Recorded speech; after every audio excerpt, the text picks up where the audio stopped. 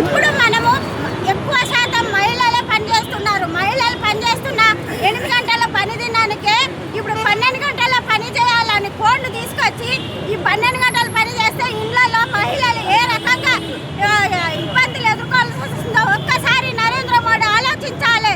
అట్లనే ఈ పని దినాలను తగ్గించడం కూడా మేము ఖండిస్తున్నాం. టీయూసీఐగా ఖండిస్తూ ఈ 4 లేబర్ కోడ్లను రద్దు చేసేంత వరకు మేము పోరాటం చేస్తామని, అలాగే ఈ 26,000 జీతం ఇవ్వాలని కూడా, కనీస వేతనం 26,000 కూడా పెంచాలని చెప్పి మన అక్టోబర్లో ఒక్క నయా పైసా కూడా పెంచలేని నరేంద్ర మోడీ ప్రభుత్వం సిగ్గుచేటుగా ఉన్నదని చెప్పి మేము ఈరోజు మా టీయూసీఐ ఆధ్వర్యంలో ఖండిస్తూ ఉన్నాం.